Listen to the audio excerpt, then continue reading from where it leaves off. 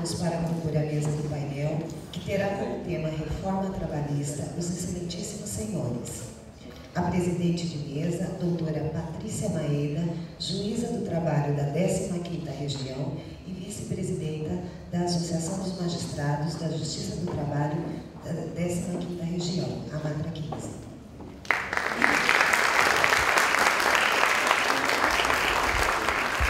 Os expositores, doutor Silvio Beltramelli Neto, procurador do Ministério Público do Trabalho da 15ª Região e representante da Associação Nacional dos Procuradores do Trabalho, a ANPT.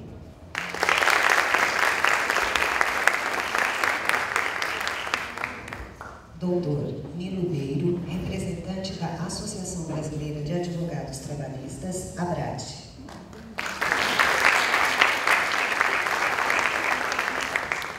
Doutora Magna Barros Biavaschi, professora e pesquisadora do Centro de Estudos Sindicais e da Economia do Trabalho, CESIT.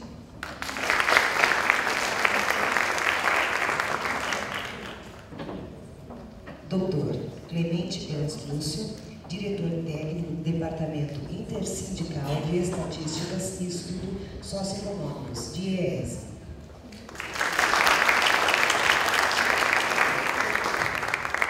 Passo agora a palavra à doutora Patrícia Maeda, que coordenará os trabalhos.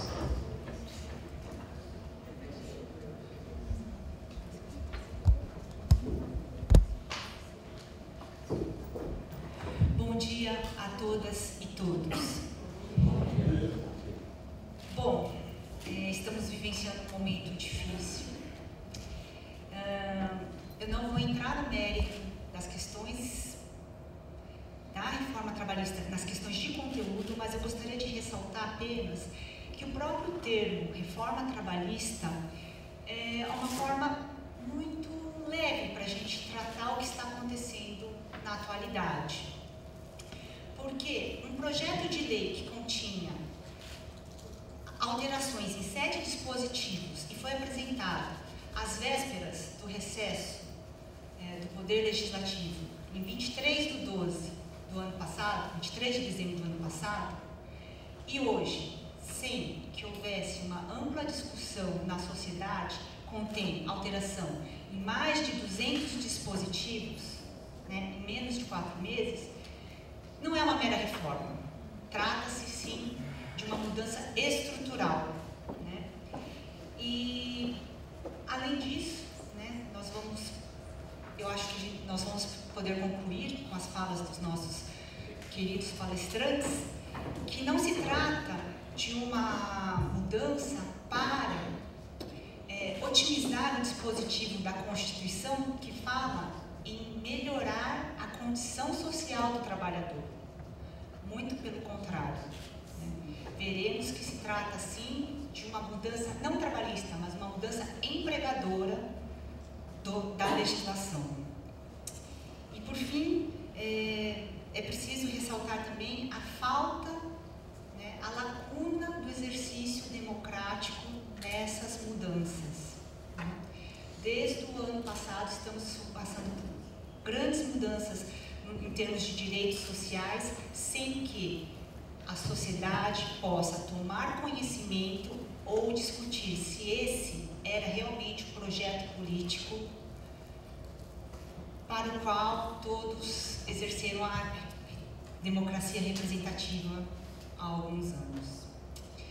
Enfim, sem delongas, porque nós temos muito o que tratar hoje, ressaltando apenas a importância desse debate em toda a sociedade, embora tudo isso esteja acontecendo com muita rapidez, é importante informar a sociedade e trazer a participação desse debate, inclusive os estudantes, nas pessoas de quem eu cumprimento a plateia.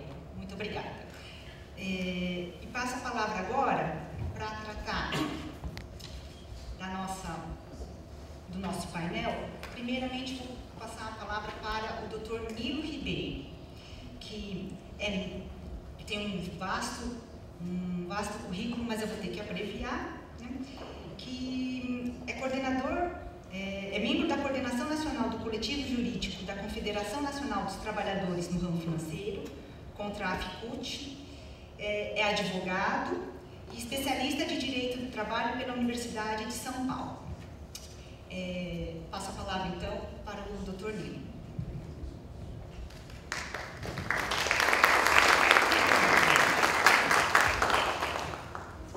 Obrigado. Bom dia a todos e todas. Inicialmente, eu gostaria de agradecer o gentil convite da AMATRA, na pessoa de seu presidente, Dr. Marcelo, da doutora Patrícia aqui ao lado. Gostaria também de agradecer de público ao Dr. Roberto Paraíba, presidente da ABRAT, que me cedeu a incumbência de representar a entidade nesse ato.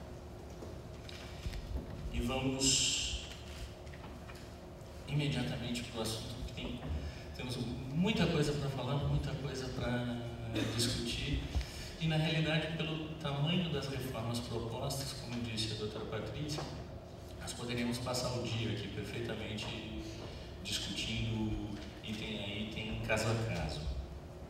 Mas a primeira coisa que me vem à mente, de certa forma, é exatamente o que a doutora Patrícia falou, mas eu acho importante frisar. E eu notei muito isso no correr dessa semana, quando conversei em alguns sindicatos com trabalhadores, participei de assembleias. Ontem estava numa reunião com delegados sindicais do Banco do Brasil e da Caixa Econômica Federal, e quando eu fiz alguma exposição sobre a reforma trabalhista, eu comecei a falar, a dar exemplos de alterações.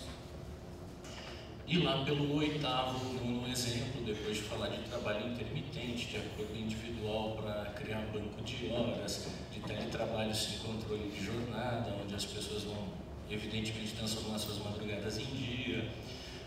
Enfim, em todos os descalabros que aparecem no substitutivo. E a cada vez que eu falava, eu via, isso aconteceu a semana inteira, mesmo na semana passada. Cada coisa que eu falava, eu notava a feição das pessoas se alterando, porque muitas coisas que eu dizia não eram do conhecimento delas, ou a grande maior parte das coisas não eram do conhecimento delas. Porque o que as pessoas vêm enxergando, vêm lendo nos jornais, têm visto na televisão, é que a reforma vai modernizar as relações de trabalho, que o Brasil vai ser outro a partir de agora, e que você vai poder dividir as suas férias em 3. Olha que maravilha. Então é isso. As pessoas não conseguem notar e entender a gravidade do que está acontecendo. A principal crítica, ou a primeira crítica, então, ao substitutivo, agora projeto de aprovado na Câmara, se refere exatamente a essa questão do déficit democrático desse substitutivo. Porque se de alguma forma esse primeiro projeto de reforma que foi do governo para a Câmara foi minimamente discutido, temos duas pessoas aqui na mesa, pelo menos Clemente e Magda, participaram de audiências públicas no Congresso Federal tratando dessas questões. Agora, o substitutivo, ele vem com mais de 200 alterações, ele vira o direito do trabalho de ponta cabeça, e esse não teve nenhuma discussão com a sociedade, não há nenhum diálogo social. E essa crítica tem que ser feita, porque a discussão sobre uma alteração legislativa de tamanha importância não pode ser feita nas redes sociais. Não é através de memes no Facebook que a sociedade pode discutir um projeto dessa monta. E vem sempre a questão à minha mente o tempo inteiro.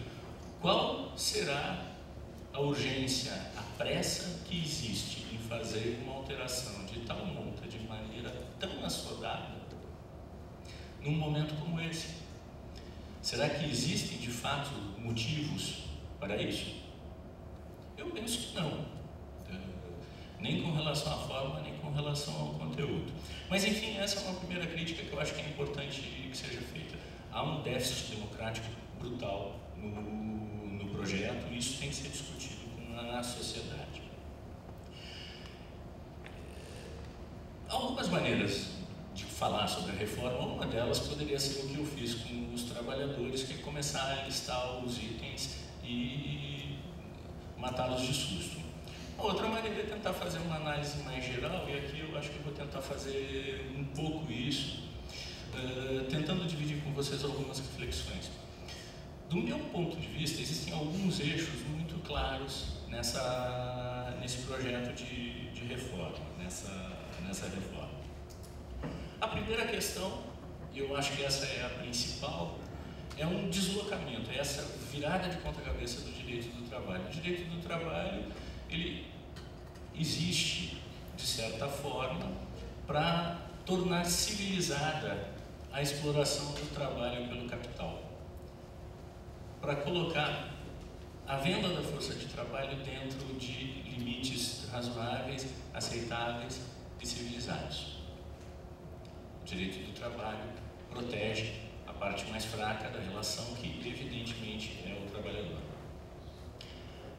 A reforma, ela parte de um princípio completamente oposto, e ela anula todos os livros de direito do trabalho que existem. Vamos ter que escrevê-los todos novamente. Quem? Alguns não. Depois você cita alguns. Ela inverte tudo isso, passando a tratar da seguinte forma: eu não preciso mais proteger o empregado, porque ela, assumidamente, ela diz que o empregado, isso é interessante ler a exposição de motivos da reforma, que o deputado escreve isso com todas as letras. Nós precisamos dizer, dar liberdade para as pessoas. O empregado, o indivíduo, tem que ter direito de escolha. Ora, ela desloca então a proteção da figura do empregado para a figura do mercado. Ela é completamente voltada para o mercado. O que o mercado quer? O mercado quer um trabalhador que possa trabalhar a qualquer momento, a qualquer hora, na hora que a produção necessite que ele seja chamado. E não importa, nem começa. E não importa a situação familiar, a dignidade da pessoa humana, isso absolutamente não vem ao caso. O que importa é a produção, o que importa é o mercado. E daí há várias e várias propostas, há vários e vários itens da reforma que vão nessa linha. Isso é, sem dúvida nenhuma, uma alteração brutal do direito do trabalho como nós conhecemos. Para conseguir a consecução desse objetivo, dessa virada em prol do mercado, parece óbvio, e isso se vê da reforma, que há duas instituições que têm que ser atacadas fortemente, que são as duas grandes instituições que, de alguma maneira, tentam criar um balanço, fazer uma defesa da pessoa, do trabalhador, tentam garantir esse patamar civilizado de que eu falei anteriormente. E essas duas instituições são os sindicatos e a Justiça do Trabalho. E ambos são duramente atacados na reforma trabalhista. Falar bem rapidamente sobre o ataque que os sindicatos sofrem é impressionante. Primeiramente, com relação ao financiamento. As formas de financiamento das entidades sindicais são duramente atacadas e não se coloca absolutamente nada no lugar. A ideia, sem a menor dúvida, é enfraquecer os sindicatos. Ao mesmo tempo, são retiradas dos sindicatos uma série de prerrogativas, uma série de direitos que eles têm hoje. A criação da figura do representante de empresa e das comissões de empresa, que numa primeira olhada pode parecer algo moderno e interessante, na realidade é criar um esvaziamento da figura do sindicato, do poder do sindicato, para colocar alguém que tenha sido eleito dentro da empresa em processos sem participação do sindicato, e evidentemente com uma capacidade de ser fraudado e deturpado pelo empregador enorme. Imagine um representante dentro da empresa com capacidade de conciliar, de discutir e negociar acordos com o empregador sem nenhum tipo de proteção sindical, sozinho, abandonado lá dentro e eleito sabe-se lá como. várias e várias questões afetam a figura do sindicato. E esse é um problema grave. Mas aqui eu quero falar mais da outra instituição que é atacada brutalmente pela reforma, que é exatamente a Justiça do Trabalho. Virou lugar comum dizer: a Justiça do Trabalho é pró-empregado. Qualquer empregado que entra com uma ação ganha alguma coisa na Justiça do Trabalho. A Justiça do Trabalho sempre dá, sempre resolve o problema. Coitados, os empregadores sofrem tanto sempre. E aí se conta a injustiça. Teve o tio do meu primo que tinha uma empresa, que a pessoa foi lá e mentiu e ganhou uma indenização, e aí ele teve que fazer um acordo.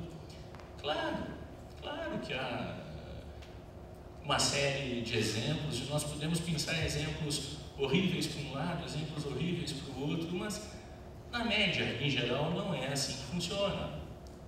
Não é dessa forma que a coisa funciona. A Justiça do Trabalho tem uma importância brutal dentro desse esquema. Eu escrevi recentemente um artigo, fui pesquisar alguns itens. Os últimos itens do CNJ dizem que em 2015, no país, ingressaram-se com 29 milhões de ações no país inteiro, em todo o judiciário. Na Justiça do Trabalho foram 4 milhões. Então não dá para dizer, olha, a Justiça do Trabalho estimula a litigância, estimula a litigiosidade, etc. Não é sequer a grande maioria dos processos que existem em andamento no país são da Justiça do Trabalho. De 29 milhões, 4 milhões de 20. Eu tenho um número aqui em algum lugar, mas eu não vou procurar. É algo por aí, são 20 e poucos milhões, 4 milhões da Justiça do Trabalho. Por outro lado, se olhar quais os objetos que são reclamados nessas ações, ou se olhar o objeto que é mais reclamado em todas as ações de todo o judiciário, verbas rescisórias vence com o triplo do segundo colocado, que é direito tributário, vem as questões da dívida ativa. Ou seja, não são tantas ações assim. A grande maior parte delas se refere, evidentemente, a descumprimentos, a falta de pagamento de verbas rescisórias. E há um outro item, há um outro estudo do CNJ que trata dos 100 maiores litigantes da Justiça do Trabalho. Os 100 maiores litigantes da Justiça do Trabalho respondem por 12% de todos os processos. E esses 100 maiores litigantes são grandes bancos, grandes empresas, Petrobras, empresas estatais. A padaria do seu Manuel da esquina não está entre os 100 grandes litigantes da Justiça do Trabalho. E esses 100 se respondem por 12%, nós podemos dizer que no ano passado, de 4 milhões, mais de 400 mil ações foram movidas contra esses grandes litigantes. E alguém vai me convencer que o Banco Bradesco, o Banco Itaú, não paga adequadamente alguma verba para os seus empregados, porque, como disse o deputado Rogério Marinho na exposição de motivos do substitutivo, porque a Justiça do Trabalho e a CLT não são claras, porque há insegurança jurídica, porque não se consegue entender exatamente qual é a interpretação adequada da legislação? Evidentemente que não. Isso pode servir para a padaria do seu Manuel, mas a padaria do seu Manuel é um ponto absolutamente fora da curva. Em regra, não. E não é isso que acontece. O outro ponto, então, para terminar, que eu já me avancei, tempo é pouco, outro ponto que eu acho importante falar é, além do desmantelamento, do ataque a essas duas instituições, há a questão de uma precarização ampla da contratação, dos meios de contratação dos empregados. Trabalho intermitente, teletrabalho, trabalho a tempo parcial, há uma série de questões que transformam, sem a menor dúvida, o trabalhador em mercadoria. Essa é a lógica do plano, é transformar o trabalhador em mercadoria. Um outro aspecto, só para finalizar o que eu comecei a falar no início e não desenvolvi depois, mas eu acho que é importante, é essa questão de o trabalhador deixar de ser encarado como hipossuficiente, passar a ser encarado como hipersuficiente. É um verdadeiro absurdo imaginar que um trabalhador possa negociar individualmente qualquer condição de trabalho como o seu empregador. Como é que o empregado vai dizer para o empregador que vier para ele com um acordo de compensação de horas, para criar um banco de horas individual, onde essas horas vão poder ser compensadas dentro de um período de 6 meses? 6 meses. Como é que o empregador vai dizer o empregado vai dizer para o empregador: ah, não, eu não quero esse acordo, eu não acho isso legal, eu não vou assinar isso. Qual vai ser a consequência? O empregador vai dizer: não, que bom, legal, a sua autonomia individual tem que ser respeitada, você tem todo o direito de se manifestar e negociar comigo. A propósito, o departamento de pessoal fica na segunda porta direita do corredor, vai lá conversar com o Joãozinho, que ele tem um papelzinho azul para lhe entregar. Por final, e desculpem o falar rápido, mas o tempo urge, retomar o que o acho que foi o Dr. Marcelo que falou isso no início, enfim, mas amanhã é um dia importante, amanhã é um dia muito importante para lutar com relação a tudo isso. Acho que é importante que essa greve geral aconteça e que seja o mais forte possível, porque ainda podemos vencer. Agora, se não vencermos, se tudo for aprovado, se passar no Senado também e virar lei, vamos combater. Vamos brigar. Há inconstitucionalidades, há problemas, há princípios constitucionais que podem ser defendidos, há ataques graves ao direito internacional. Se tivéssemos tempo, poderíamos elaborar melhor, mas haverá combate, haverá luta. O mundo não vai acabar se a reforma for aprovada. Nós vamos continuar combatendo. Greve geral amanhã, gente. Muito obrigado.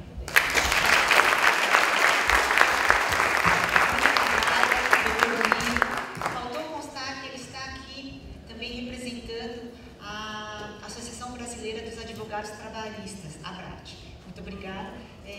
Bom, vou passar a palavra para o Dr. Silvio Beltramelli Neto, que está aqui na condição de representante da Associação Nacional dos Procuradores do Trabalho, a ANPT, é procurador do trabalho em Campinas, professor na PUCamp e doutor em Direito do Trabalho pela Faculdade de Direito da USP. Muito obrigada.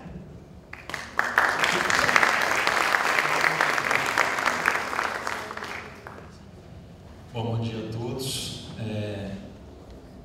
Vou tentar cumprir o horário, estou usando até um cronômetro aqui. Vamos ver quem vence quem. Tentar ajudar a doutora Patrícia nisso. Na pessoa de quem também, para economizar tempo, eu vou cumprimentar todos os presentes, em especial pessoas que eu conheço e pude conviver e estou convivendo. Alguns fazia tempo que eu não encontrava, né? Doutora Leonora, nós somos colegas.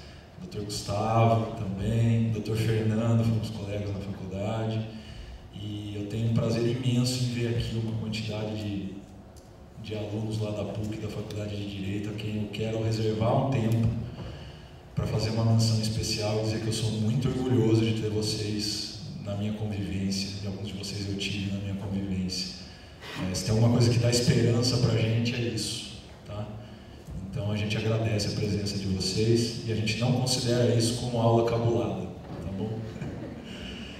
Pessoal, eu acho que eu vou aderir a quase totalidade do que o Dr. Nilo falou. A visão geral que ele colocou é a minha também, e eu acho importante ter essa visão geral, mas eu vou me colocar naquele papel que ele exerceu em relação aos interlocutores dele na última semana. Eu notei que é fundamental que a gente sim fale dos detalhes do que o projeto está propondo. A gente vivendo num mundo de debate polarizado, onde quem fala, a origem da fala determina para a maioria das pessoas se aquela fala é correta ou não, e num mundo onde os principais meios de comunicação não dão espaço para a dialética mínima, né? As visões confrontantes, me é muito claro nos debates que as pessoas não têm conhecimento do que está acontecendo, não leem. Afinal de contas, são 130 páginas. Eram 2. Após todos os debates em cima daquelas 2, elas se tornaram 130. Então o déficit democrático é abissal, ele é claro, E na minha visão, estávamos conversando isso lá fora, a doutora Leonora, e não dá tempo da gente aprofundar aqui, mas isso tem a ver com o fato do Brasil não ter feito a sua lição de casa quando retoma a democracia ao final da ditadura, do período ditatorial, né? Há toda uma lição de casa a ser feita nos direitos humanos, a gente chama isso de justiça de transição, onde a população ela se apropria da democracia, e isso não aconteceu aqui no Brasil. Então, para a gente, discutir um projeto de lei tendo que ler 130 páginas ainda é muito árduo, né? Mas eu acho que a gente tem que usar os espaços de interlocução civilizados para a gente poder dialogar e passar informação. Então, eu vou pedir licença para vocês, eu vou fazer isso. Eu combinei com a doutora Patrícia de que eu falaria sobre as questões de meio ambiente de trabalho que estão sofrendo afronta pelo projeto, e isso inclui a jornada de trabalho, né? Antes de falar ponto a ponto, eu queria passar a minha visão jurídica, não é a minha, é a visão jurídica de qual é a proposta estabelecida da Constituição Federal. Ela está posta, ela é indiscutível. O Estado brasileiro tem uma Constituição que estabelece um Estado social. Essa Constituição sai de uma Assembleia Nacional Constituinte cheia de controvérsias e tudo mais, mas que era, na medida do possível e da época, plural. Haviam muitos interesses ali representados. E eu gosto muito, eu vivo dizendo em sala de aula, eu gosto muito dos autores alemães que falam que a Constituição Federal é sempre uma carta política produto do consenso possível de conflito de interesses. A gente tinha um conflito de interesses estabelecido de maneira ampla na Assembleia Nacional Constituinte, e ainda assim, dali saiu um consenso de uma Constituição que tem como fundamento a dignidade da pessoa humana, como objetivo a redução das desigualdades sociais e a igualdade material, que joga pela primeira vez na história constitucional do Brasil, numa Carta Constitucional, os direitos humanos no começo, e ali coloca os direitos sociais, coisa que não tinha acontecido antes, coloca ali o coração do direito do trabalho, depois organiza o Estado e depois volta a falar de direitos humanos, volta a falar de livre iniciativa, sempre ao lado da valorização social do trabalho. Ou seja, a proposta jurídica de sociedade ela está posta, é de Estado social, e é de Estado social no sentido de solidariedade, inclusive no âmbito privado, não é?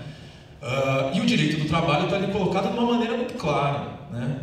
Eu lembro que quando eu fui fazer meu mestrado lá na Unimep, o tema era a flexibilização dos direitos trabalhistas. Enfim, desde que existe relação de trabalho, esse tema existe. E aí você vai ler a Constituição, chegou uma hora que eu falei, bom, mas isso aqui está claro. O direito do trabalho, a história mostra, ele precisou, as relações de trabalho precisaram da intervenção do Estado, exatamente porque no tete-a-tete, na autonomia privada, não é possível. A gente já viveu essa proposta aqui, isso aqui, o retorno ao liberalismo contratual, a gente já viveu, a gente sabe o que dá, né? E aí então eu falei, bom, a Constituição é muito clara, né? Você tem ali o Estado prevendo na Constituição, como cláusula pétrea, uma série de direitos, e apenas em 3 deles você tem a possibilidade de fazer uma negociação por acordo coletivo ou convenção coletiva de trabalho, para reduzir com uma contraprestação clara, que a Justiça reconheceu e que esse projeto também aniquila essa ideia de contraprestação para redução de direitos. E de repente vem um projeto que na verdade joga tudo isso por água abaixo. O que era núcleo duro não é mais núcleo duro, o que não pode ser negociado passa a poder ser negociado por uma lei ordinária. Então assim, isso é elementar para quem estuda direito, até para quem não estuda direito. Uma lei ordinária não é capaz de revogar uma Constituição. Então assim, do ponto de vista jurídico, as inconstitucionalidades são patentes. Então eu só queria deixar isso claro, é desse ponto de vista jurídico que a gente analisa o projeto e também do ponto de vista social, das relações materiais, mais ainda.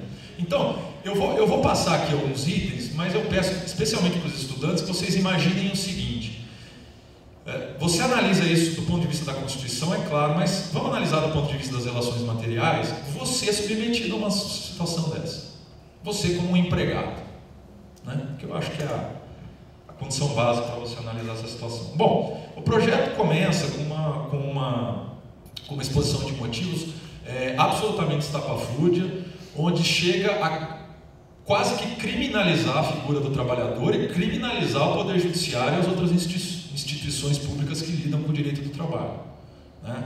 Isso já está cabendo na boca de ministro do Supremo Tribunal Federal, essa ideia, mas isso é materializado nesse projeto. Aliás, eu aprendi há 2 semanas atrás com o professor da USP, que quando a gente fala assim abertamente, está gravando, vai passar e tudo mais, a gente tem que fazer a ressalva de que nós estamos falando dentro da liberdade de cátedra que eu tenho como professor. Eu vou usar essa ideia por enquanto. Eu vou usar dessa ideia, tá? Você está gravando aí, me resguardei. Então, o projeto cita decisões de um ministro do Supremo Tribunal absolutamente suspeito para falar pelas opiniões que defere. Me sinto à vontade de também citar opiniões de um presidente do Tribunal Superior do Trabalho que manifesta opiniões institucionais, mas que são pessoais e claramente não revelam a opinião da base administrada, e outros nomes que estão por aí são conhecidos, né? Você precisa adotar uma determinada tese sem dar um paralelo, você procura José Pastore, você procura o Zilberstein, enfim, também são citados aqui com destaque. Essa criminalização do Poder Judiciário e por tabela do Ministério Público, dos auditores fiscais do trabalho, é eivada de informações incorretas e de mentiras, né? Basta ver que o número de ações judicializadas não se fala, por exemplo, quantas são procedentes. E como foi dito aqui, a maioria delas é sobre direito básico. Não existe dúvida que você tem que pagar salário ao final de um mês trabalhado e que você tem que pagar verbas rescisórias no final do contrato. Mas vamos lá.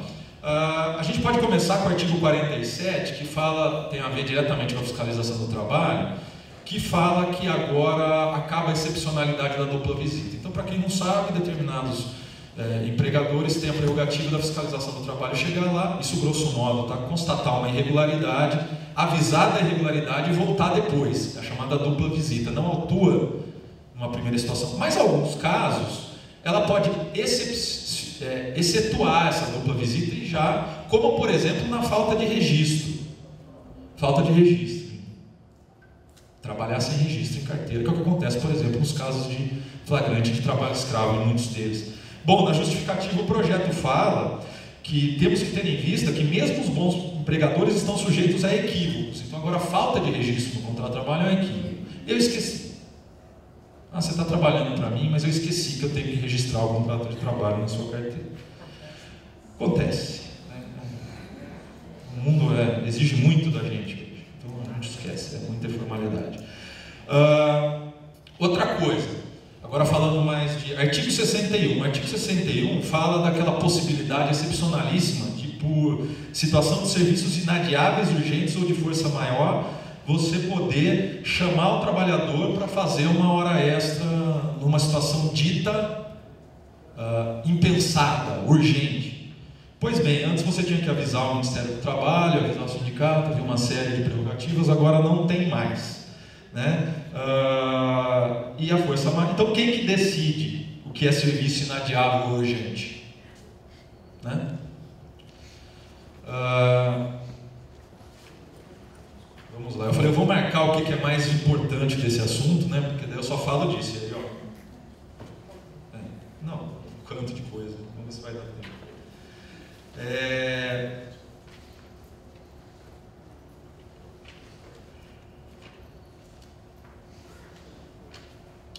O artigo 59, artigo 58 e 59. Bom, acaba com a hora emitível. Dá até tremo quando eu falo disso. A gente escuta falar, mas vivenciar é muito diferente. Eu, como procurador do trabalho, eu atuei 2 anos, 1 ano no Mato Grosso, em Cuiabá, e 2 anos em Ribeirão Preto, ou seja, onde o trabalho rural era o seio dos problemas. Eu, em Ribeirão Preto, segui vários ônibus de cortadores de cana para ver se estava sendo respeitado o direito a horas de ritmo. Sim, a gente ia atrás com o cara, assim, e contando quanto tempo demorava. Não raro, as viagens demoravam em média de 1 a 2 horas, 2 horas e meia, para chegar no local de trabalho. Então, era 1 a 2 horas para chegar, 1 a 2 horas para sair. De acordo com o projeto agora, isso não é mais tempo dedicado ao empregador. E eu lembro que para mim era um tormento, porque para poder começar a seguir esses ônibus eu tinha que acordar 3h30, 4 horas da manhã. Porque esse pessoal 7 horas está cortando cano, tem que estar cortando cano, né? Então, há muitos trabalhadores que serão prejudicados por essa situação. Aquela continha de 8 horas, aquela continha básica, gente, que a gente aprende, que 8 horas para trabalhar, 8 horas para ter atividade cultural e familiar, 8 horas para dormir, esquece. O artigo 47 estabelece uma multa que quase chega a ser irrisória por falta de registro do contrato de trabalho, tá? Artigo 59, que é o artigo que fala da duração da jornada de trabalho, fala que a duração diária do trabalho poderá ser acrescida de horas extras em número não excedente de 2 por acordo individual, convenção coletiva ou acordo coletivo de trabalho. Não limita 44 horas semanais, que é coisa que a Constituição faz. Se é para atualizar, por que não coloca de acordo com a Constituição? Não limita.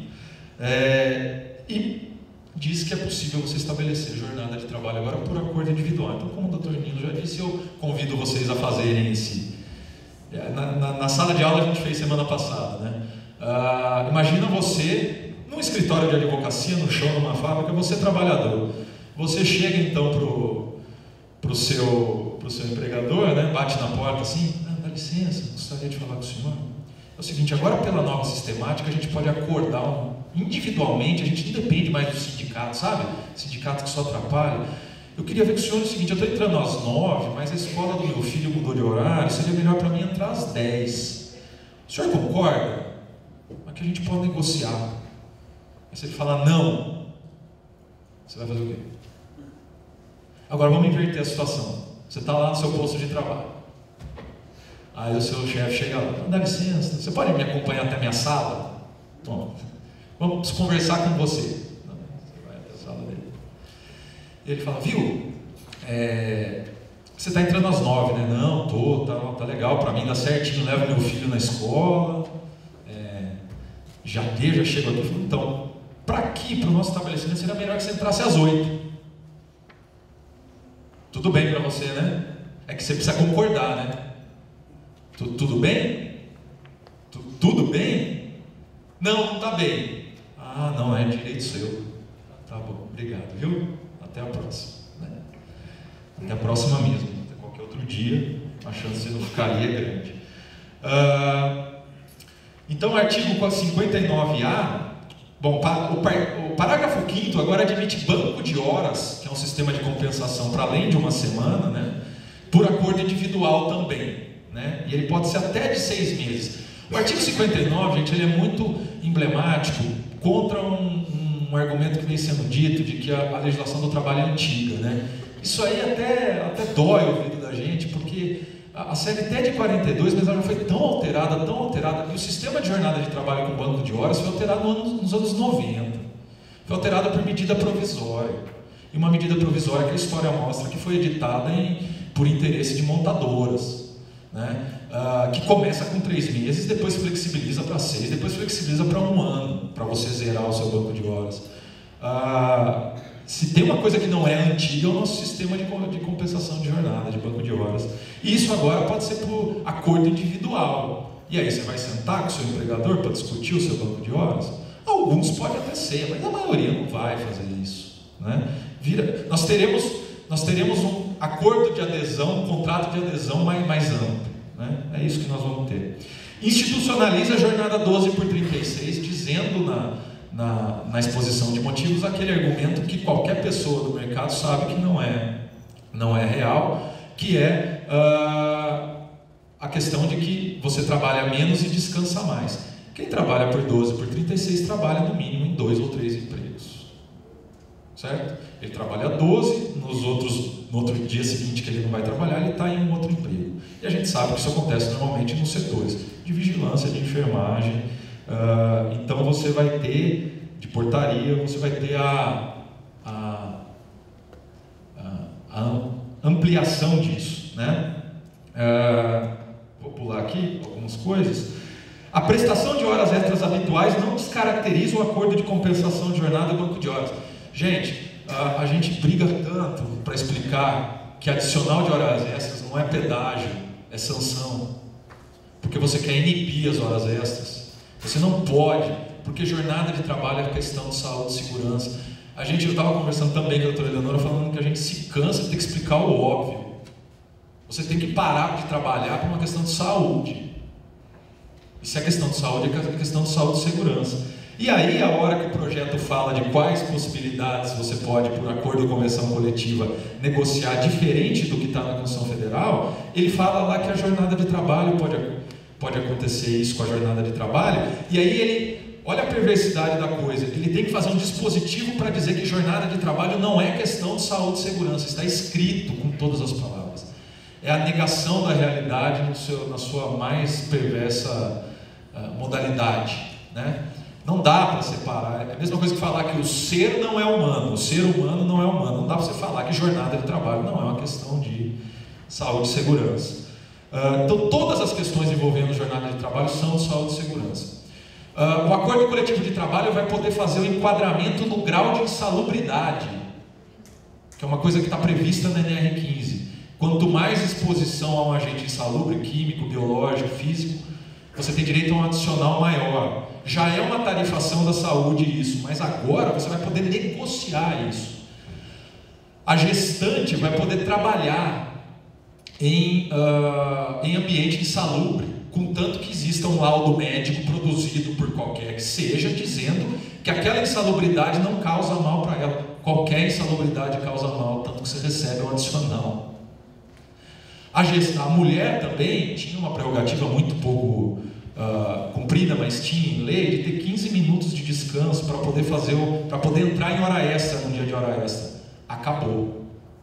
O projeto acaba com isso, não tem. Questão de jornada, descanso em férias. Que ótimo, vamos dividir em 3. Sim, no mínimo, um tem que ter 14 dias e os outros 2 podem ter 5 dias. 5 dias. Quem é que define por lei? Nós não estamos negociando tudo? Quem é que continua definindo por lei o dia que você vai tirar férias? O empregador.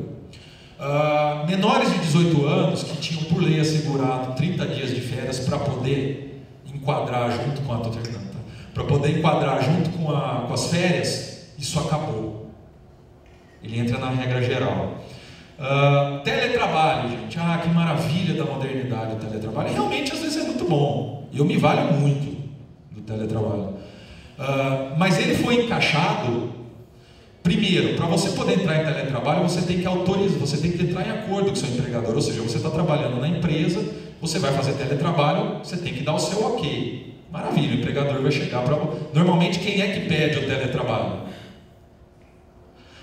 Mas o contrário, o empregador pode te convocar e aí não tem sua aceitação. Você volta a trabalhar, você sai do teletrabalho por ordem unilateral.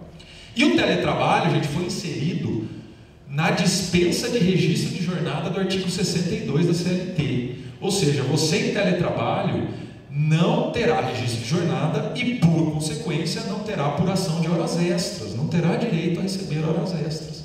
E hoje, quem atua em teletrabalho em grandes empresas sabe que a primeira coisa que você tem que fazer é assinar um termo que você vai trabalhar em casa, mas a partir de tal hora você tem que se logar no sistema. E se logando no sistema, o empregador sabe se você está trabalhando ou não está trabalhando. O empregador tem esse registro, mas para efeitos jurídicos ele não vai valer. A par disso, e agora terminando mesmo, a gente volta a falar do Poder Judiciário para que essa possibilidade do negociado sobre o legislado, ele está protegido contra qualquer interpretação e intervenção que a Justiça do Trabalho queira dar. 2 dispositivos, um no começo e um no final da CLT, deixam claros que o Judiciário só vai poder analisar acordo coletivo de trabalho e convenção coletivo de trabalho nos aspectos formais dos agentes que os assinaram, que os celebraram. Ou seja, aquele artigo do Código Civil que fala da capacidade civil.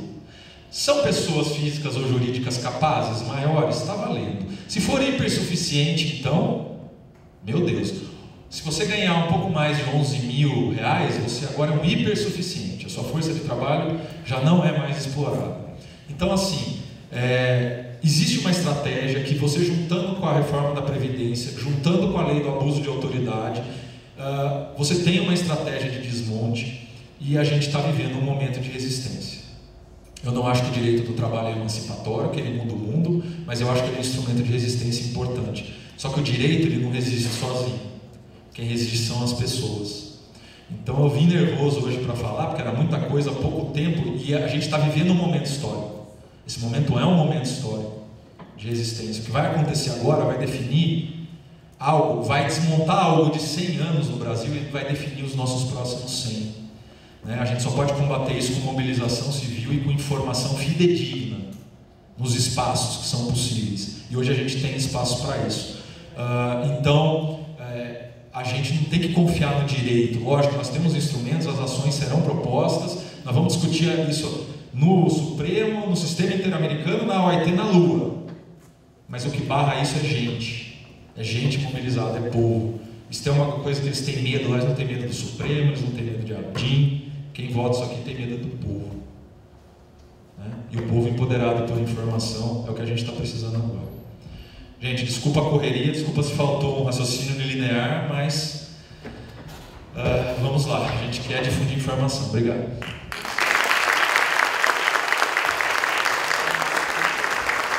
Obrigada, Silvio. Olha, eu estou numa situação muito difícil, que é controlar a fala dos nossos palestrantes maravilhosos, né? Eles têm muito o que contribuir, muito o que dizer, mas eu tenho que fazer esse papel.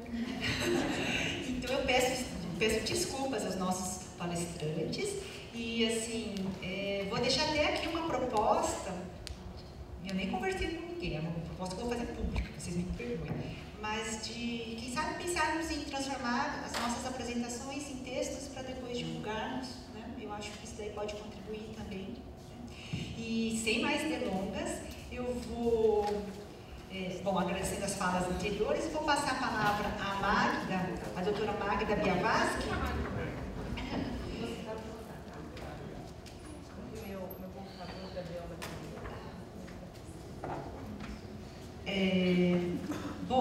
A Magda tem também um currículo vasto, né?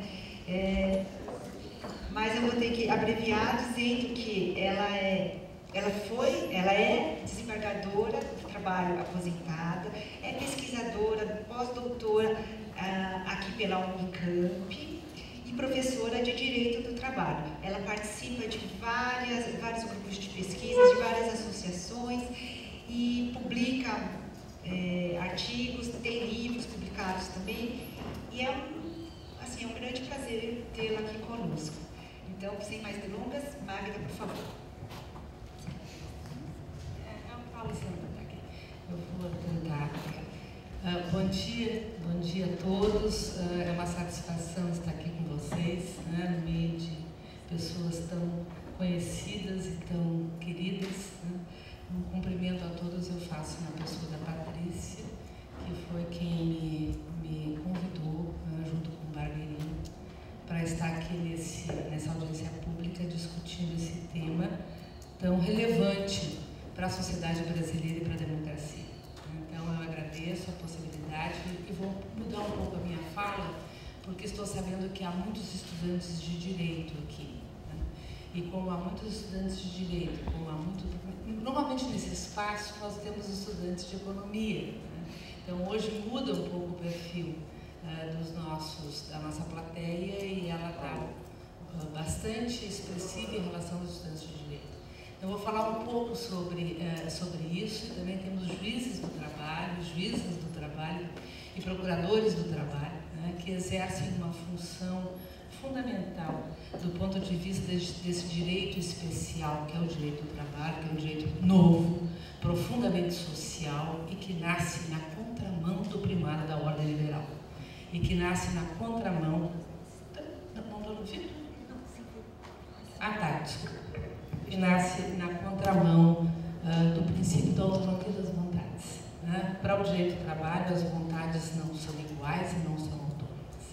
Esse é o direito do trabalho, e é por isso que ele existe, e essa é a sua função. Ele nasce a partir das demandas da sociedade, no momento em que a ordem liberal não dava conta das questões econômicas e das questões sociais. E a humanidade se deu conta de que a ordem liberal não dava conta dessas questões e demandou e exigiu do Estado a positivação de normas, informada por princípios próprios, que são a razão de ser desse direito especial. Princípios esses que não são invenções idiosincráticas de alguns juízes, princípios que são construções históricas, né? E estão alicerçados em demandas, em lutas, em mortes, que foram fundamentais, né, na virada do século XIX para o século XX. É bem verdade que nós precisamos de 2 guerras mundiais para que a humanidade, de uma carnificina sem precedentes, que foi a Primeira Guerra, uma guerra de trincheiras, de uma Segunda Guerra Mundial, de um período entre guerras de brutal desmantelamento das instituições, sobretudo na Europa. Nós precisamos dessas 2 grandes guerras para nos darmos conta da humanidade, nos 4 cantos do mundo, se é que o mundo tem cantos, nos darmos conta de que a ordem liberal não dava conta das nossas necessidades. E respondemos a essa crise, todos nós, toda a humanidade, respondemos a essa crise antiliberalmente, ou seja, chamando o Estado, né, para ser o indutor da economia, para ser o indutor do crescimento econômico e constituindo uma ordem social em que o Estado tem um papel fundamental, mas que os atores sociais, num pacto importante keynesiano, têm também um papel importante, onde há um pacto entre capital, trabalho, costurado pelo direito que cumpre. Então, e baseado no princípio da solidariedade. Isso foi importante e foi uma resposta à crise que se instala com a derrocada da ordem liberal.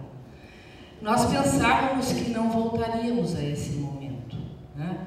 Porque, principalmente no Brasil, em que nós conseguimos a ferro e fogo e com muita dificuldade, a partir de 30 de forma sistemática, não que antes não houvesse normas de proteção social, mas a partir de 30 de forma sistemática, quando há o processo de industrialização para e passo, há um processo de construção de um arcabouço jurídico institucional sólido, né, que buscou constituir um estado de bem-estar social com idas e vindas, porque a história não tem uma caminhada linear, e isso, essa construção, ela se complementa com idas e vindas, com um período brutal de ditadura, ela se complementa em 1988 com a Constituição Cidadã de 1988, que completa esse ciclo. E a Constituição Cidadã, ela busca constituir no Brasil, como já foi dito, o Estado Social, ou seja, baseada e fundamentada nos princípios que foram os princípios que permitiram a construção de um direito novo, que é o direito do trabalho. Então, ela incorpora esses princípios, que são os princípios da dignidade humana e o princípio do valor social do trabalho, e não à toa eles estão no título primeiro, como princípios instituintes da ordem social e da ordem econômica brasileira. Então, no Brasil, pela Constituição de 1988, que complementa esse ciclo que se inicia em 30, no Brasil nós não temos a livre iniciativa assegurada como um direito absoluto e nós não temos a propriedade assegurada como um direito absoluto na nossa Constituição, porque o direito não se interpreta em tiras, o direito se interpreta como um sistema amalgamado pela Constituição, que é a lei maior. E quem interpreta essa lei maior somos todos nós, porque todos somos filósofos, né? Então todos somos intérpretes da lei, mas quem concretiza essa lei maior em todo o sistema é o intérprete autêntico, que é o juiz. E por que ele é um intérprete autêntico? Porque ele é legitimado pela sociedade para dizer o direito para o caso concreto. Jurisdictio, dizer o direito para o caso concreto, sem delegação, sem terceirização, né? Então, essa é a construção que nós conseguimos a ferro e fogo fazer nesse país de mil e tantas misérias. E esta Constituição de 88, quando ela é promulgada, e foi muito difícil, inclusive, promulgá-la, Ulisses Guimarães teve um papel muito importante, porque quase que houve um golpe ali, no sentido, não sei se vocês são muito jovens, vocês não sabem disso, mas quase que houve um golpe no sentido de não permitir que ela fosse promulgada, e ela foi. O Ulisses vai com ela para a televisão, já tinha televisão na época. O Ulisses vai com ela para a televisão e passa a defender e chamá-la de Constituição Cidadã. E assim é que ela foi apelidada Constituição Cidadã. E ela não é uma construção idiosincrática de alguns lunáticos brasileiros, não. Ela é esta resposta que a humanidade deu, e ela é muito parecida, com institutos quase iguais à Constituição de Weimar de 1919. Ela tem institutos muito similares, muito parecidos. Não é cópia porque não se copia, né? O homem que copia hoje, com todo respeito, está sentado no Supremo Tribunal Federal. Então, a gente, ela não sei se você sabe de quem eu estou falando, né? Mas e aliás, tem um cineasta gaúcho fantástico que fez um filme, que é o Jorge Goulart, que chama-se O Homem que Copia, e que hoje está nas redes sociais, né, mostrando e defendendo a ideia de irmos para a greve amanhã. Bom, então, completando esse ciclo, a Constituição de 88, ela busca constituir esse Estado social, né, em que o direito do trabalho, os direitos sociais têm um papel importante, porque as normas de proteção social ao trabalho são constituídas como direitos sociais fundamentais. Portanto, não são direitos individuais. Isso é um princípio do direito do trabalho que o faz nascer como um ramo autônomo a partir do século XIX e que ele adquire um status de internacionalidade no século XX, basicamente a partir do Pacto de Versalhes. O Pacto de Versalhes esse que foi uma desgraça para a Europa, mas que os trabalhadores lá organizados conseguiram arrancar um capítulo do pacto que criou a Liga das Nações, e com as Ligas das Nações o Bureau Internacional do Trabalho, hoje OIT, hoje Organização Internacional do Trabalho, e que teve um papel importantíssimo e preponderante na internacionalização desse novo ramo do direito, baseado em princípios próprios que são sua razão de ser. E o princípio primeiro é o princípio da proteção ao menos favorecido na relação capital-trabalho. Eu estou dizendo isso porque este projeto vai contra tudo isso. Primeiro porque ele diferencia salários, diferencia trabalhadores por renda e por salário. E ele diz que aqueles que ganham mais de tanto, como eles são iguais, porque nascemos todos nus e esses são mais iguais aos empresários que os contratam, a eles não se dá a mesma proteção salarial que se dá àquele que ganha menos. Mas eles esquecem, quem faz esse projeto, que aliás tem dedos e mãos de ministros, inclusive do Tribunal Superior do Trabalho, eles esquecem, né, que nós não vivemos mais no século XIX.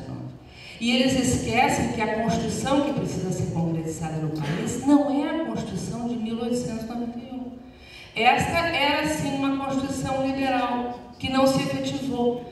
Nós temos uma Constituição de 1988, que é fruto dessa luta social e informada por princípios próprios, que são a razão de ser, no caso do direito do trabalho, deste direito do trabalho. E o princípio da proteção é um princípio nuclear. Eu quero aqui dizer para os alunos e repetir para os juízes que sabem, né, que um direito novo só é reconhecido como autônomo quando ele tem princípios próprios. E os princípios são a razão de ser desse ramo do direito.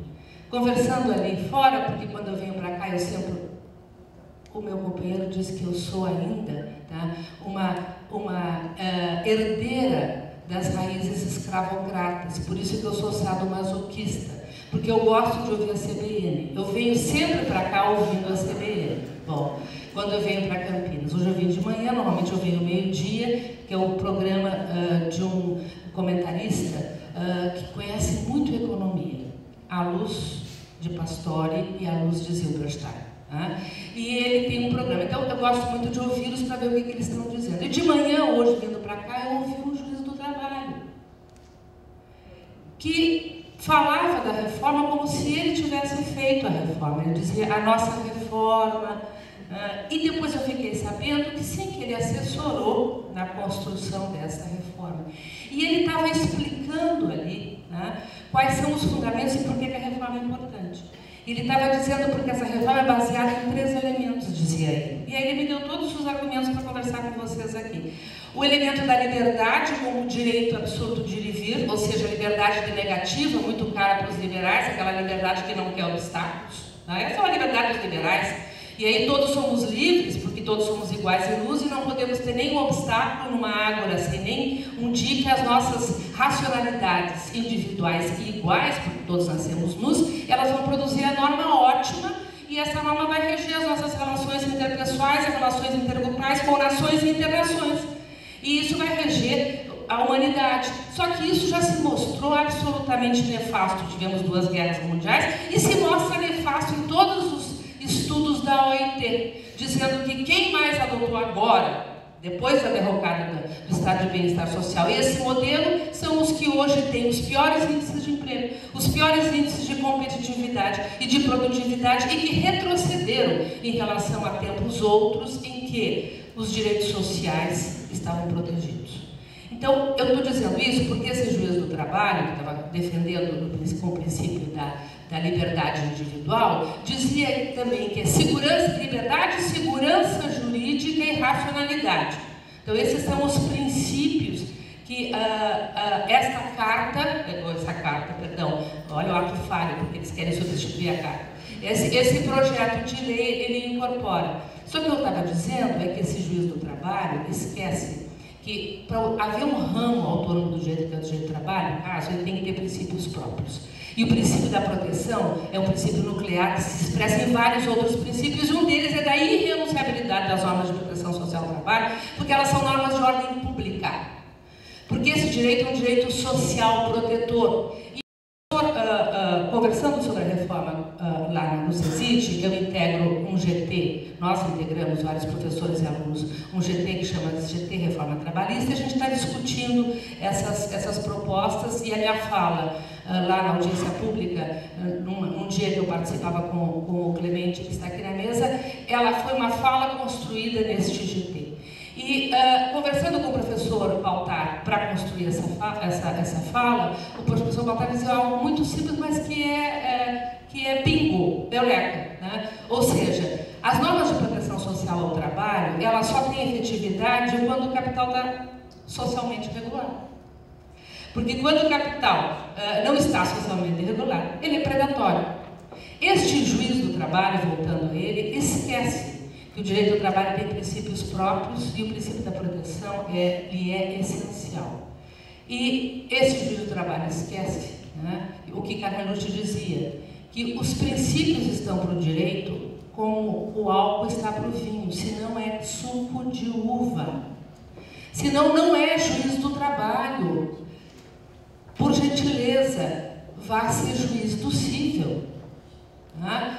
Por gentileza, vai ser juiz em outra esfera, mesmo no cível, direito civil que evolui bebendo das fontes do direito do trabalho, já há a defesa dos menos favorecidos, por exemplo, nas normas de proteção ao consumo. Claro, numa sociedade capitalista, as normas de proteção ao consumo são normas fundamentais, mas eles bebem do direito do trabalho. Então, esta é uma outra falácia, né, que o projeto contempla, e se nós vamos ler as linhas e as entrelinhas do projeto, e por isso que eu fiz essa fala estruturante, nós vamos ver que o projeto briga com tudo isso que se falou aqui. Ele desconstitui a Constituição de 88 porque, abre aspas, a modernidade, fecha aspas, não cabe na Constituição de 1988.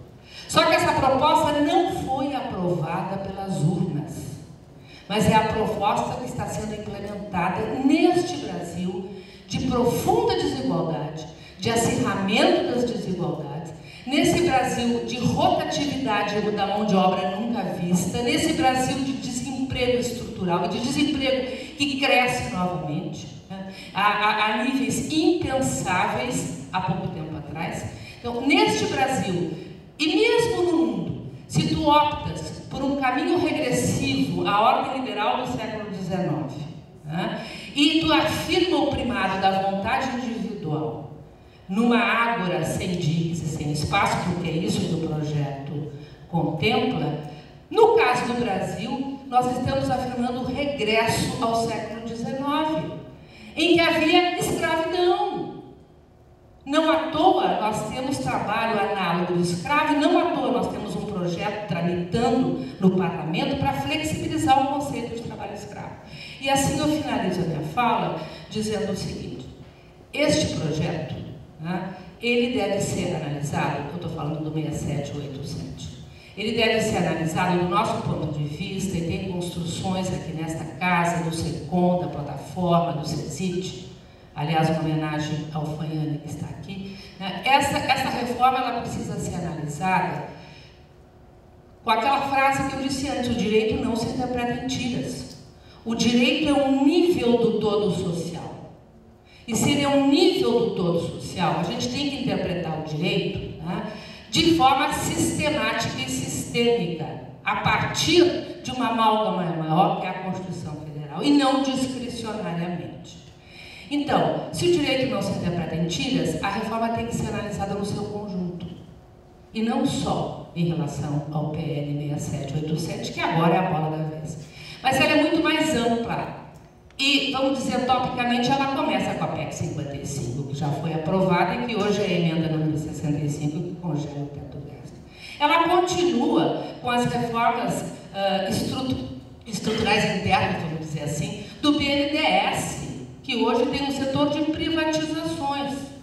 Ela se expressa na liberalização, na liberação agora a ferro e fogo das nossas terras que estão sendo vendidas sem as nossas reservas, que a Constituição prevê, né? Ela se expressa na venda do espaço aéreo, na entrega do espaço aéreo, na venda do pré-sal. Mas ela se expressa na reforma da Previdência, né? E ela se expressa na reforma trabalhista. E a reforma trabalhista não é só a 6787. A reforma trabalhista são vários projetos de lei que estão tramitando e que agora a 6787 incorpora por meio de acolhimento de todas as emendas recessivas, regressivas e prejudiciais que foram incorporadas. Então ela é uma reforma estrutural que muda radicalmente o sistema de relações de trabalho no Brasil e coloca no negociado sobre o legislado a fonte prevalente desse direito, portanto acaba com o direito do trabalho do ponto de vista da nossa compreensão do direito do trabalho. Claro que não é a compreensão deste juiz que eu ouvia hoje de manhã na rádio, mas acaba com a compreensão nossa do direito do trabalho e deixa brechas para a extinção da justiça do trabalho, que já é a bola da vez nesse projeto, como o Nilo mostrou. Cria aqui para a Justiça do Trabalho os honorários sucumbenciais, que é um dos grandes diferenciais da Justiça do Trabalho para a Justiça Comum. A Justiça Comum é cara, quem vai na Justiça Comum é quem pode, ou quem vai discutir com o banco. A Justiça do Trabalho é uma justiça gratuita. Quando tu estabelece agora honorários sucumbenciais, né, o trabalhador que todas as ações não são procedentes na Justiça do Trabalho, a grande maioria é parcialmente procedente. No que ele sucumbiu, ele vai ter que pagar honorários. Ele vai pensar 30 vezes antes de lançar com a ação. E isso é sim para acabar com a litigiosidade, mas é para acabar com a litigiosidade para impedir que haja reclamação de direitos, porque o que há no Brasil são direitos lesados. E essa judicialização na Justiça do Trabalho, que o Nilo mostrou, ela é pequena em relação à lesão que se estabelece nesse país.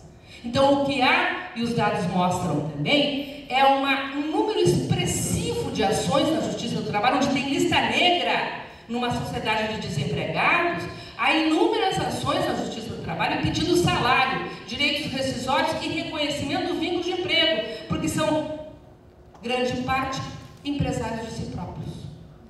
Então, é isso que se quer construir, é essa sociedade que se quer construir, e o projeto, na sua essência, ele transtroca as fontes do direito do trabalho para colocar como prevalente o negociado. Ou seja, o que as partes combinaram sob o eufemismo da modernização e do fortalecimento do sindicato, e com a outra mão tira a contribuição sindical, e com a outra mão impede, né, a atuação do sindicato na eleição do representante sindical na organização no local de trabalho, quando a eleição se dá independentemente da participação sindical, e cria mediação e arbitragem que já se mostrou ineficaz neste Brasil de tantas misérias. Chile, Argentina são exemplos, né?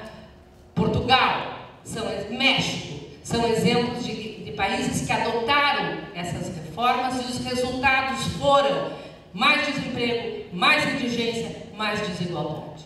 Por isso, termino a minha fala, né, dizendo que todas essas considerações são considerações que precisam ser colocadas para o grande público, porque se é verdade, e é, que a reforma da Previdência viralizou porque o povo sabe fazer conta, não é verdade que a reforma trabalhista tenha viralizado porque ela é de mais difícil compreensão. O povo ainda não se deu conta do que vai perder. Até porque grande parte está mesmo na informalidade. Não se deu conta do que vai perder. Seremos todos empresários de nós mesmos, vendendo cachorro quente, né, e dizendo sou empresário de mim mesmo. Então, esta é a grande realidade. Ela transtroca botando no encontro livre das vontades iguais a produção da norma ótima e que vai equilibrar, modernizar e harmonizar as relações sociais do trabalho. Isso é uma falácia. A judicialização é uma falácia. É uma falácia que ela cria empregos, porque sabemos que ela não cria empregos, porque é na dinamização da economia que os empregos se dão. E é uma falácia que nós vamos aumentar a produtividade e que nós vamos modernizar as relações do trabalho. É um regresso a uma situação brutal, né, de desproteção que as elites brasileiras predatórias estão impulsionando. Então, não é um indivíduo sozinho que está impulsionando a aprovação dessas reformas. São interesses econômicos e financeiros poderosos e que, se aprovada essa reforma, tá, constituirão um Brasil de muitos desiguais e afirmarão a nossa condição internacional de República das Bananas. E tanto é falaciosa essa afirmação que com esta mesma legislação, com esta mesma Constituição, nós, de 2006 a 2014, constituímos, né, conseguimos constituir um mercado de trabalho muito mais bem equilibrado, não foi o ideal, mas muito mais bem equilibrado, com um processo importante de formalização e de formalidade e com um processo de redução dessas desigualdades na base, com elevação do patamar salarial, de forma importante e interessante, tal sorte que nós nos projetamos no cenário internacional, com esta mesma legislação. Portanto, é mais uma falácia que precisamos desconstituir neste Brasil. Agora, para não deixá-los tristes e desesperados, tá? Como o direito é luta e organização, tá? O direito, esta é a fonte material do direito. E como as conquistas do século XX se deram contra, abre aspas, fecha aspas, as leis naturais do capitalismo, capitalismo esse que é predatório, que é movido pelo desejo insaciável de acumulação de riqueza, a organização e a participação de todos nesses processos reivindicatórios é fonte material de um direito que cumpra, é fonte material de um direito que integre, é fonte material de um direito que iguale. Muito obrigada.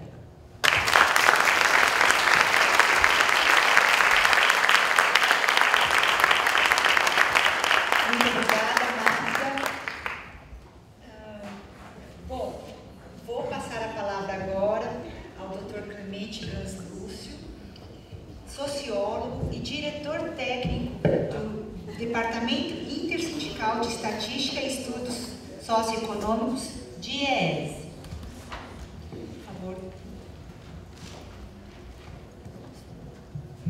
Bom dia a todos e a todas. Patrícia, Magda, Nilo, Silvio.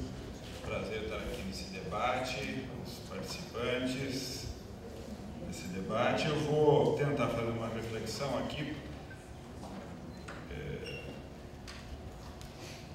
partindo, evidente, das considerações já feitas anteriormente, das belas exposições, com a qual tenho plena concordância, e vou tentar fazer uma reflexão sobre o sentido desse projeto. Esse projeto faz todo sentido.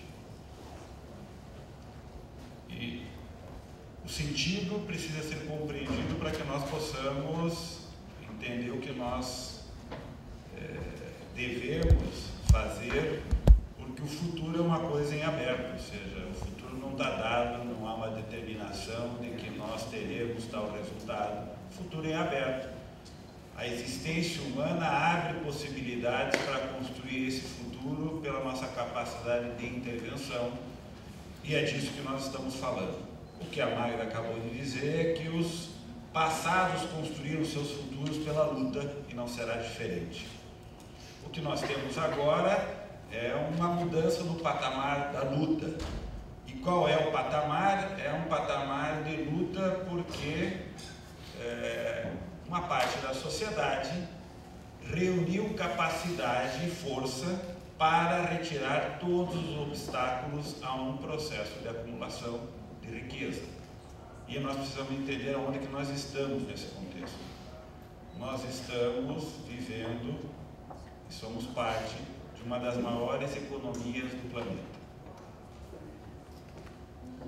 O capitalismo precisa se renovar e precisa encontrar meios, instrumentos e condições para produzir riqueza. E esse país reúne, talvez, nesse contexto presente, a maior reserva de riqueza para ser transformada do planeta. Então, o que nós estamos vivendo no país não é algo simples. Por milésimos do que nós temos, mata-se e aniquilam-se países, matam-se e aniquilam-se nações. Então, o que começou com o impeachment da presidenta é o primeiro degrau de um conjunto que está sendo trilhado. Não é por pouco que um projeto que tinha 2 páginas, apresentada pelo ministro do Trabalho e Centrais Sindicais, na quarta-feira à noite antes do envio ao Congresso, é profundamente alterado. As centrais sindicais que estavam no evento do lançamento feito pelo presidente Temer desconheciam o conteúdo, porque o conteúdo apresentado pelo ministro do Trabalho não era o mesmo do que estava sendo lançado naquele momento. Isso foi limado na quarta-feira à noite pelos empresários. Essas 2 páginas foram jogadas no lixo, e apesar de não serem boas, eram ruins. Nós dissemos isso ao ministro, que o que ele tinha nos apresentado não era aquilo que estava lá. E eles simplesmente fizeram um projeto que é um belíssimo projeto de ampla proteção ao direito das empresas retirarem todos os obstáculos construídos ao longo da história para regular as relações de trabalho. A Justiça do Trabalho tem que ser eliminada, os sindicatos devem ser eliminados e os trabalhadores transformados em hipersuficientes, poderosos para dar quitação a qualquer possibilidade de débito trabalhista. Segurança máxima, obstáculos mínimos. Então ele tem lógica. Só que ele tem lógica dentro de uma lógica maior. Qual é esta lógica? E acho que isso é importante nós entendermos para entendermos qual é a luta que nós vamos fazer pela frente. A primeira lógica, e isso está expresso inclusive nos jornais, se vocês pegarem o Valor Econômico e procurarem alguns depoimentos de gestores de fundos de investimentos internacional que mobilizam bilhões para investir no Brasil, eles foram claros dizendo: nós precisamos de alguns retornos claros do Brasil para irmos ao Brasil investir. Precisamos ter segurança jurídica de que o que nós comprarmos será nosso. E precisamos ter acesso a coisas que nós queremos comprar que vocês não querem vender. Segundo, disseram, essa segurança jurídica tem que se materializar em uma segurança econômica, por exemplo, o risco cambial. Não queremos comprar no Brasil e termos uma desvalorização cambial que nos cria problemas. Precisamos ter garantias cambiais. Terceiro, precisamos ter a garantia de que o custo do trabalho está sob controle. Eles disseram, precisamos de uma reforma trabalhista. Não é que eles disseram escondido, está declarado no jornal de gestor de fundo de pensão, dizendo, o governo precisa viabilizar uma reforma trabalhista. Precisa garantir que não vai ter aumento de impostos, controlar o gasto do Estado, e para controlar o gasto do Estado precisa controlar o gasto da Previdência, porque é o maior gasto. Bom, eles foram claros, não há nada escondido, é transparente. Eles estão dizendo, no nosso jogo nós podemos fazer gol com a mão. E é assim que nós vamos jogar. Vocês não podem, mas nós podemos. Só que vocês não estão deixando a gente fazer jogo com a mão, gol com a mão, e nós queremos fazer. Então vamos mudar a regra do jogo, então mudando. Não sei se vocês se lembram, mas no dia em que o Congresso aprovou a mudança no pré-sal, o presidente da Petrobras teve uma audiência com o presidente Temer. Logo em seguida, o presidente da Shell no Brasil teve audiência com o presidente Temer e saiu da audiência e manifestou dizendo: o Brasil finalmente entrou para a modernidade. Da Shell, evidente. Eles estão felizes. E agora, o presidente da Agência Nacional do Petróleo anunciou que o Brasil leiloará, no segundo semestre, as 4 maiores reservas de petróleo do planeta. E já declarou que a Petrobras já está dizendo que ela não está apta a participar dessa licitação. Evidente, o jogo está sendo tramado de forma coerente. Nós mudamos a regra, eles podem comprar, a Petrobras pode dizer se ela quer ou não participar da licitação desse posto de petróleo, a Petrobras já declarou que não pode participar, e nós sabemos quem vai ganhar essa licitação. E nós entregaremos as 4 maiores reservas de petróleo conhecidas em águas profundas que o planeta tem para uma empresa multinacional. Elas estão tristes? Então, petróleo, terras, a Magda acabou de fazer, vai para o Congresso Nacional um projeto de lei encaminhado pelo Executivo autorizando venda de terra a estrangeiros. Bom, o Brasil é o principal território no planeta de produção de alimentos. Nós vamos autorizar. Mas esse não é o principal problema. É que em cima e abaixo dessa terra, por exemplo, tem o maior aquífero do planeta. Nós temos água potável para alimentar o mundo por 300 anos. Em cima desse território tem, por exemplo, uma reserva, um bioma da floresta amazônica. Nós damos muito valor ao petróleo. Nós não damos valor a que 1 miligrama de casca de árvore amazônica vale $100 mil. Nós não temos ideia disso. Nós não temos ideia que a riqueza da Amazônia é milhares de vezes maior do que a reserva de petróleo que nós temos. Bom, eu estou dando esses exemplos para dizer, o que está em curso é uma autorização legal e constitucional de que nós poderemos transferir todos esses ativos à propriedade de estrangeiros. Todos. Agora vai para o Congresso uma autorização para que o espaço aéreo brasileiro seja concedido em 100%. Nenhum país no mundo concede mais do que 40% do seu espaço aéreo com contrapartida equivalente. Os franceses entram no espaço aéreo americano desde que os americanos possam entrar no mesmo espaço aéreo francês, na mesma quantidade e qualidade. O Brasil encaminhará para o Congresso, pelo governo, pelo Poder Executivo, um projeto para autorizar 100% de acesso ao espaço aéreo sem nenhuma contrapartida. Não há caso no planeta de autorização de 100% do uso do espaço aéreo.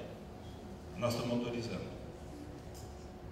Então, o que nós estamos fazendo é abrindo essa frente. A segunda frente que nós estamos abrindo com toda clareza é: estamos vendendo todos os ativos do Estado brasileiro. Petrobras, sistema elétrico, sistema telefônico, bancos, agora está em processo de desmonte, Banco do Brasil, Caixa Econômica, BNDES. Em São Paulo, 1/3 da energia já é controlada pelas empresas estatais chinesas. As empresas estatais francesas, chinesas, estão comprando as nossas empresas estatais. Seremos coordenados pelos estados de outros países. As estatais de lá são eficientes, as nossas não. Então, os ativos públicos estão sendo transferidos. Não só os produtivos, mas os sociais. A educação, a saúde. Vocês acabaram de ver a mudança na regra do ensino médio, onde que está clara a possibilidade da privatização de parte desse ensino, aquilo que dá retorno. Bom, a outra parte é uma transferência acentuada e rápida da nossa base industrial. Acabou de sair um estudo feito aqui pelo Instituto de Economia da Unicamp, do SART e do segundo economista, esqueci o nome, Sérgio, mostrando de que maneira que o cerne da base industrial brasileira está sendo transferida ou se transformando em maquiadora, ou seja, importa os insumos e monta. Estilo México. Nós estamos transformando uma quarta maior indústria mundial, que é a brasileira, em uma montadora. A indústria brasileira produzia 1/3 do nosso PIB, estão produzindo próximo a 9% hoje. Numa economia que ampliou o setor de serviço, não há caso na humanidade onde o setor de serviço ganhe produtividade sem uma base industrial muito forte. Aí vem os economistas e a nossa produtividade não cresce, não vai crescer com essa estúpida estratégia de destruição da nossa base industrial. Seremos um país medíocre do ponto de vista econômico, dependente. Bom, com este processo muito claro, um objetivo claro colocado para que esta estratégia ganhe viabilidade é o absoluto controle sobre o custo do trabalho e sobre o custo do Estado. A PEC do controle do Estado do ano passado faz todo sentido, porque ela coloca talvez a mais radical medida de controle e redução do trabalho do Estado que nós vivemos no planeta. Não há nenhuma experiência histórica aonde um país diga que por 20 anos ele reduzirá o tamanho do Estado de forma sistemática, e o seu ministro da Fazenda anuncia publicamente que em 20 anos o Estado brasileiro será metade do que ele é hoje. E coloca isso como um objetivo com a Constituição que nós temos.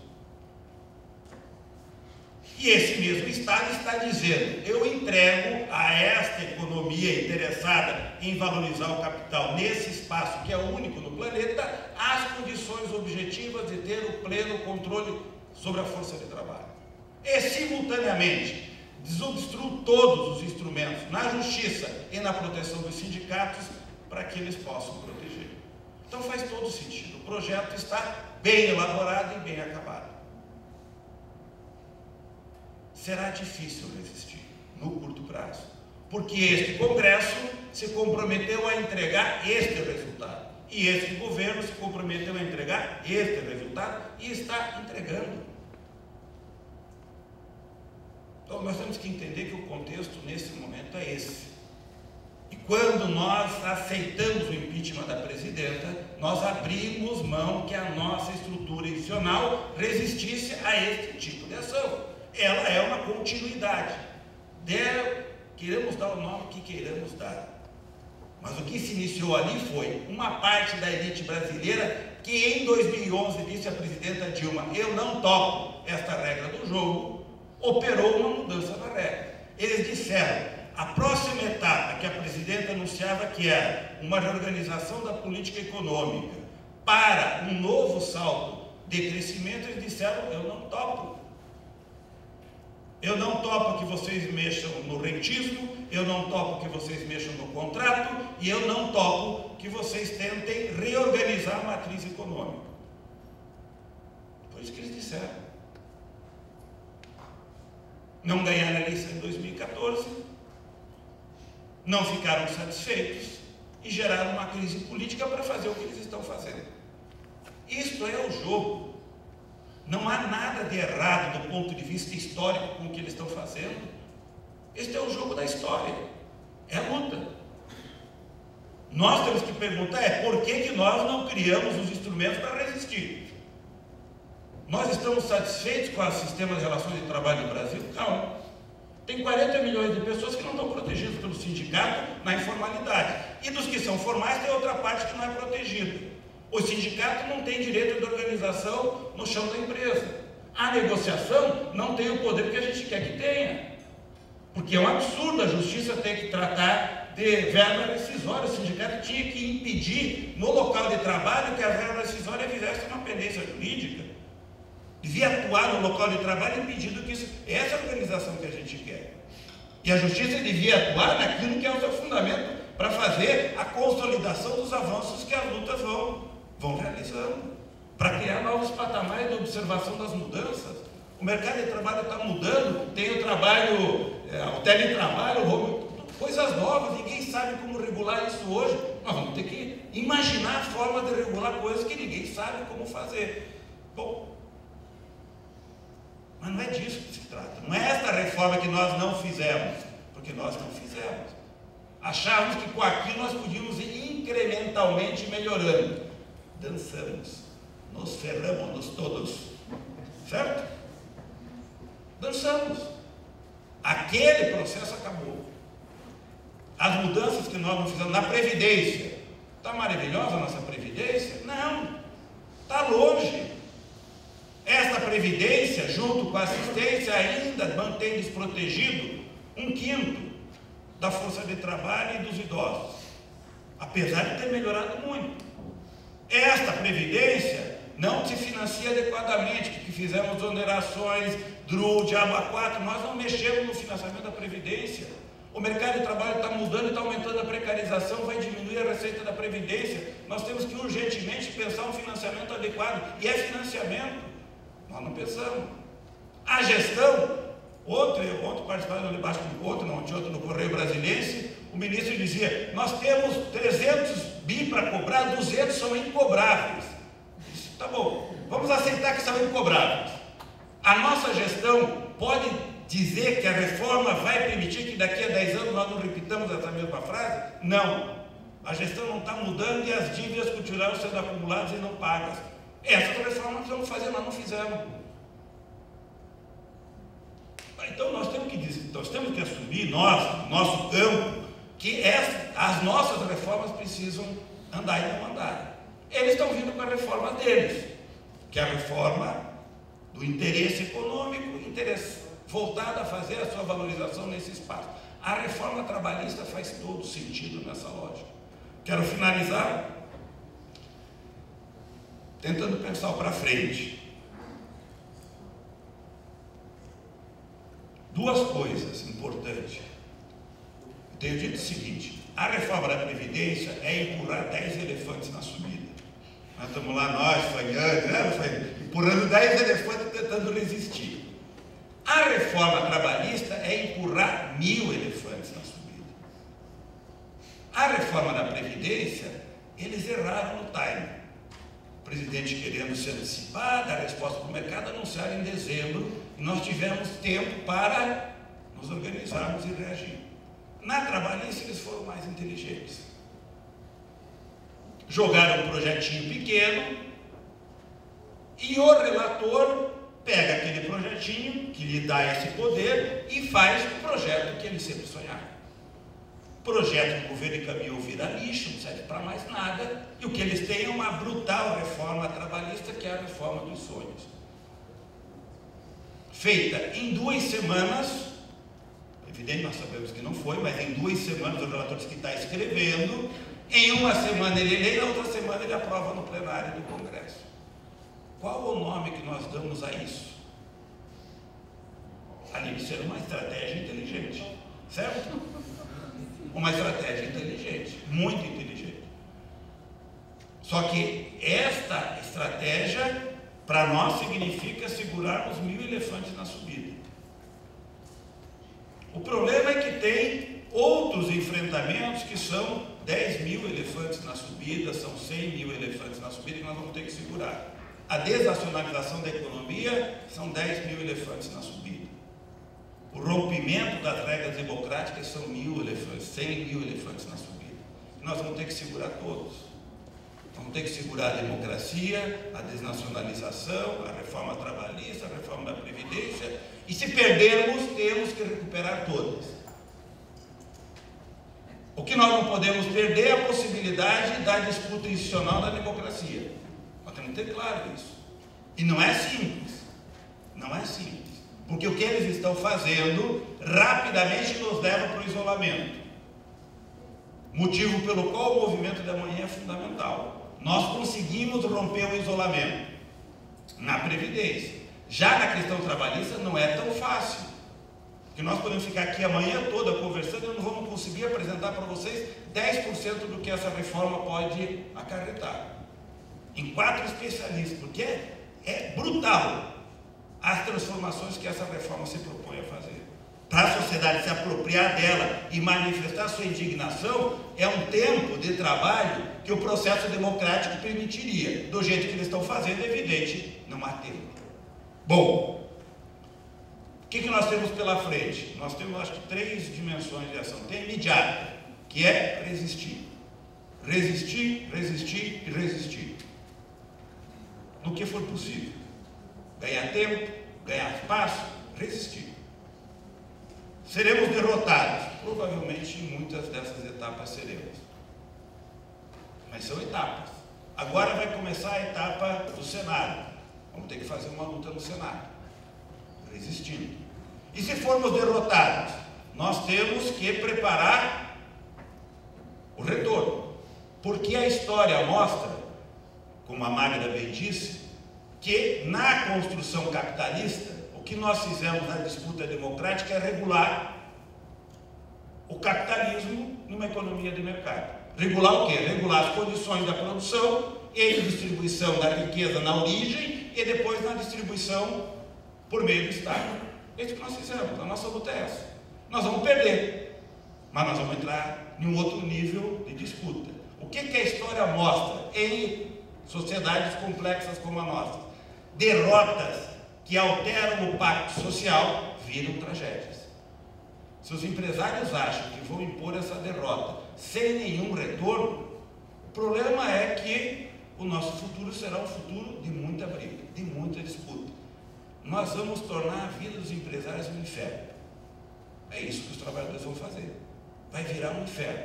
O problema é que o inferno é de um país que está sendo entregue. Então nós não sabemos o que é uma das maiores economias do planeta ser entregue, do jeito que ela está sendo entregue.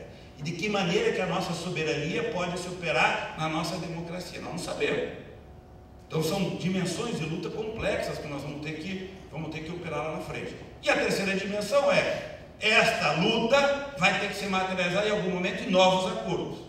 Talvez nós tenhamos que dizer, vocês não concordam com a Constituição de 88? É legal, então vamos fazer novamente uma disputa sobre qual é o novo pacto que nós precisamos construir.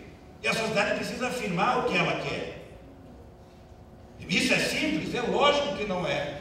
Mas nós temos que colocar isso em debate. Porque eles estão afirmando que não concordam com o pacto de 88, fazendo as transformações sem debater com a sociedade. Se nós queremos afirmar a democracia, a sociedade tem que olhar para isso e fazer a escolha. Qual é a escolha? E reafirmar e saber resistir, porque a resistência pode exigir uma luta que amanhã mais um passo vai ser dado, mas é o primeiro passo. Não é? É como se a gente estivesse amanhã descansando. Amanhã será um dia de descanso, perto do que poderá ser a luta para frente, para sustentar na democracia os princípios que a Magda e os que me antecederam falaram. Então, são dimensões que nós temos que ter. A luta de amanhã reúne as 3 coisas. Reúne a resistência, reúne já uma ideia de começar a preparar que nós temos que ter propostas elaboradas para poder fazer a disputa e implica, inclusive, em fazer revisões. Revisões da entrega do nosso patrimônio, do ponto de vista jurídico, político e institucional.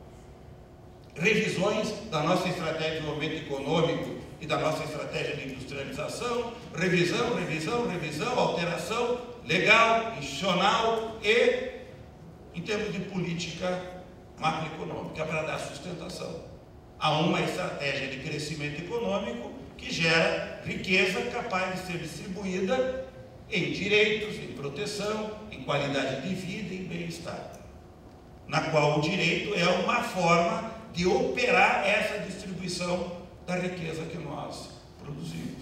Então, nós temos que compreender que este ambiente é um ambiente que nos leva a um nível de adversidade. A boa notícia final é que na diversidade nós crescemos. Essa é o que a história mostra. Nosso campo cresce na diversidade. Por quê? Porque nós temos capacidade de sustentar a qualidade no debate. Nós temos condições de afirmar uma visão de futuro, afirmar um projeto, afirmar um sonho, afirmar uma utopia e colocar as pessoas em movimento para perseguir esse sonho, essa utopia. Os direitos foram sonhos no passado que nós anunciamos e fomos atrás. Então nós estamos sendo chamados a novamente anunciar nossos sonhos, nossa utopia e dizer, nessa diversidade nós vamos crescer. Podem bater, mas quando quanto mais bater, mais a gente vai crescer. E é assim que é a nossa trajetória. Espero que amanhã a gente dê mais uma demonstração, uma experiência talvez histórica de unidade do movimento sindical, de unidade do movimento sindical com o movimento social, para fazer algo que há décadas nós não fazemos, que é parar o país. Amanhã o Brasil vai parar. Obrigado.